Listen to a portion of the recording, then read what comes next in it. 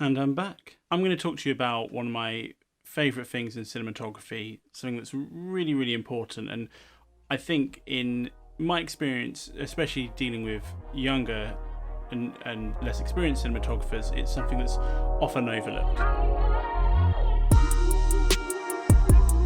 So it's nice to have a little bit of a break. It was needed. Releasing one video a day over a week was quite intense. I really hope the Freelancer series is of use to you. It seems to have got a lot of views. People are enjoying it and commenting. Please do take a look if you're a new freelancer or a recent graduate or thinking about becoming a freelancer. Link will be somewhere.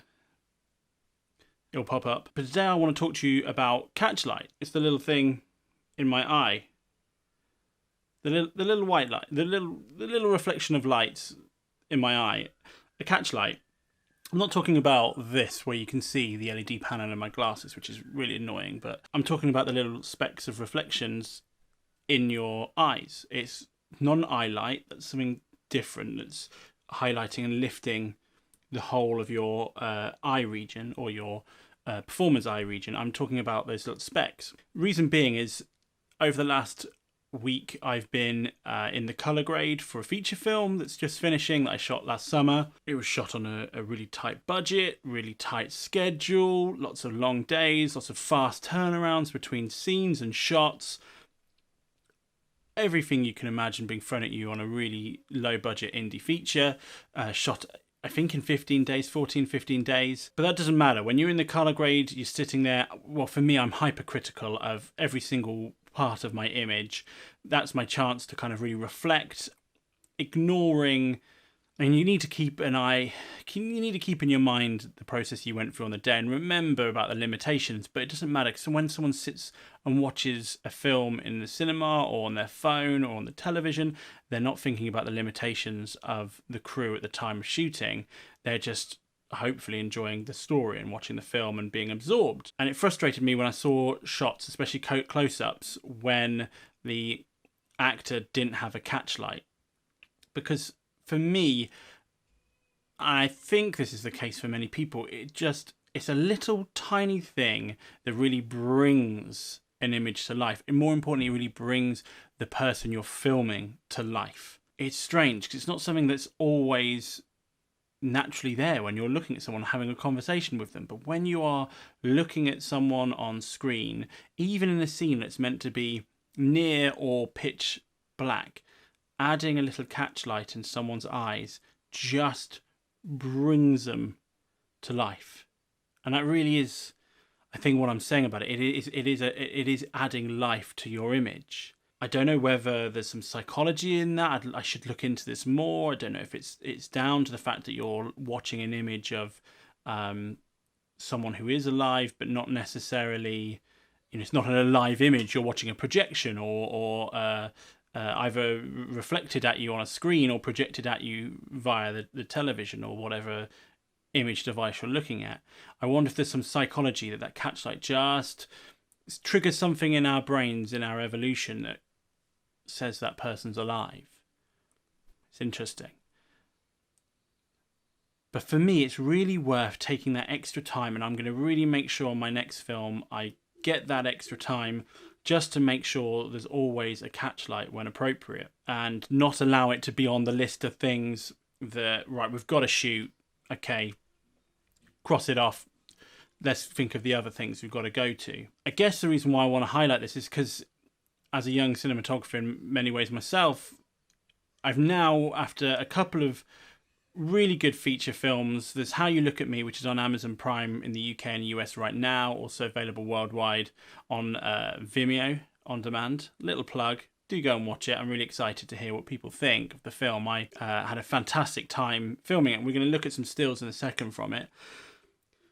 But now also doing this other film feature that I shot last summer, I think I'm definitely at the time now where I realise that the importance of making sure that when a catchlight is needed, that is on the list of priorities. It's not going to be something that's, like I said, bumped down just so we can go and shoot. I think it really adds a life to an image that is worth making sure it's there. And I encourage all you young and new cinematographers to do the same. I think it really, for me, The images with the catch lights are the ones that are exciting and I want to look at.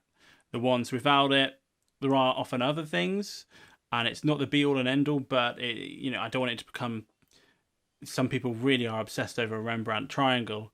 I don't want to ever become that obsessive over things, but I do think a catch light is something worth spending that extra time on. So if I just go to some images, here, this is one from How You Look at Me, character Mia, and we can see the catch light. So if I bring my mouse cursor, you can see the catch. It's a little eye catches here. For me, this is really something that's just bringing this image to life. It's a very natural shot. Natural daylight is what is doing most of the work here. There's a big window off to one side, light coming in. So there's a big broad source here, lots of natural light coming through a huge sash window. I think I've got another light just bounce. I might not have actually, because it's all white walls. It might have just been enough bounce coming in.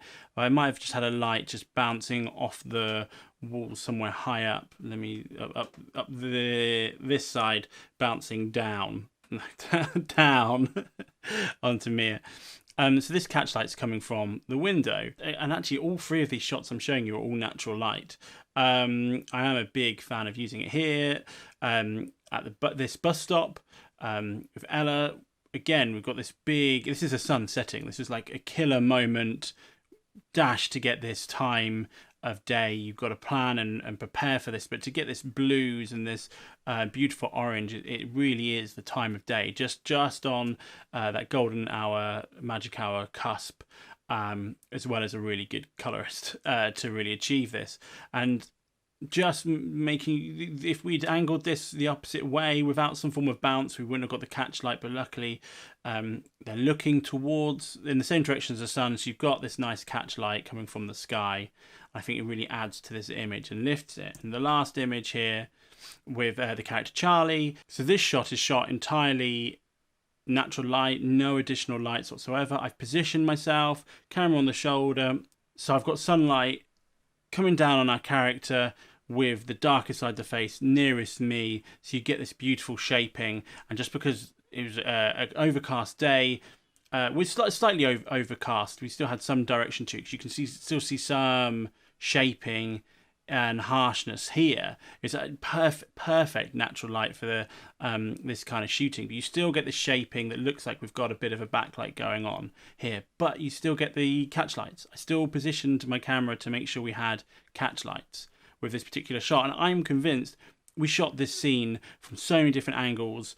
We spent a good few hours on it, so many different takes. I'm convinced the editor chose this shot for the final film because of elements of performance, of course, but also because this is probably an angle that had the catch light. This performance was probably captured many different times, but there's part of this performance that's married into the cinematography, including that catch light. One of the reasons why this is the most powerful version of this performance, and that is why that got into the final film. I'm sure there's versions, we shot it from so many different angles where there wouldn't be a catch light, and maybe there's many different reasons, but when you're shooting films like this, and when an editor is looking for the best shots in a scene that's shot from so many different angles and so many different ways, it's only when everything marries together do you get the best version. And so I'm sure George's performance here was at the top of his game, followed by how the cinematography was working and the framing and the catch light. It's a tiny, think of how much of this image, this is the tiniest little amount of pixels, yet it's playing such a key role. Looking at this image, now, there's a very good chance it's just that there could have been a catch light, and it just happens in this image.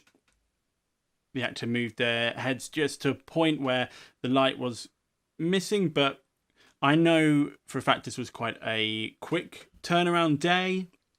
One of the last days of the shoot. A lot of this is natural light. I'm really pleased with how this looks. So the natural light really shaping, really pleased with the grade, really pleased with the skin tones, absolutely everything, but it's missing the catch lights. And when I look at this, and when I looked at it when watching the film again, those moments jump out at me. And I know I've got a light just adding some shaping and adding some fill, but on this day, I'm almost certain, and it's a good few years ago now, but I'm almost certain I didn't add in a specific light to highlight that catch light. Due to the nature of where we were filming, how long we had, what we were doing, there's so many factors, and it isn't a hard and fast rule. I just wanted to show you an example of a shot without a catch light, just so you get an idea of what I'm talking about. This could have been rectified quite easily with a reflector, just quite far back, just enough to bounce a little bit of light. We're not trying to change the overall image, we're just trying to make sure there's a reflection of that light, and so that could have been achieved with a reflector. Easy to say in hindsight, because at the time I probably didn't have anyone else other than myself, so it wasn't achievable. And I'm pretty sure this is a shot with a turn, a good few meters worth of movement, lots of focus pulls. I was doing it all by myself. That's what happens when you're shooting indie films. But what I'm just saying is, from now on, catch lights are going to be higher up my list. They're not going to be falling below what I want to achieve when we're running out of time, or if we're doing tight turnarounds between scenes. Catch lights are going to be something that, if I feel it's needed, I'm going to make sure I fight for the time to make sure that I have it. Not that I've ever been refused it, it's just not been on the top of my list, so therefore ADs have never been told, I need to get a catch light, give me a couple more minutes. But from now on they will be. So that's a reflection on my practice. That's what I'm always doing as a cinematographer. I'm looking at my work, looking at how I can improve. There's films I've shot, and let me just go back to Big. There's films I've shot since, where I know, especially I've shot scenes at night where it's meant to be complete darkness. I've made sure there's a catch light on the image, and that's worked really brilliantly for me, and I'm really pleased with it. In fact, I'm actually going to go and try and find it still right now. Okay, so I've found the shot.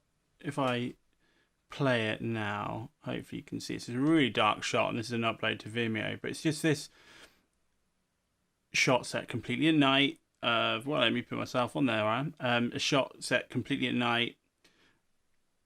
Girl sleeping, meant to be near pitch black darkness, but still adding these catch lights in the eyes just lifts the girl off the screen. There's loads more I'd do. I could do a whole nother video on what I would have done differently lighting this. But the whole scene is lit really bright, and it is brought down in post-production in the grade. No, I won't go into it. I won't go into everything I could have done differently, but the catch lights really help. I think this image really lifting her off the screen and adding far more interest in this little push-in shot. So there's an example of catch lights in a scene that's meant to be kind of completely pitch black, that I think a catch light can really help add life and interest to your shot, even when there shouldn't really be any clear sources of light. That we do establish the moon coming through the window in this, so there's quite a few different catch lights in this, but I think it's something you can have a little bit of a play with. And it's used brilliantly in films such as Blade Runner. Go and look that up, how they use catch lights in the original Blade Runner to give a few clues about what's going on. But catch lights, I think, is a really important thing you should be looking into more. Okay, that's it for me for this video. A little short one to get back into the swing of things. I've actually been on YouTube for a month now, even with that little... I know I took a little break, but I have been on it for a month, uploading almost every week. My next video is going to be just my thoughts on it after doing it for 1 month. I did a video talking through my thoughts after a week. Now it's, I think, good to reflect, same way as I do on my cinematography, to reflect on this. And what's it been like doing it for a month? Is it what I expected? Have I done what I set out to do? Or has it become something completely different that consumed me far more than I really wanted it to, so I really did need a break just to try and get a bit more grounded? I'll let you guess, but thank you for watching this video. Like, subscribe, let me know what you think in the comments, and I'll see you in the next one.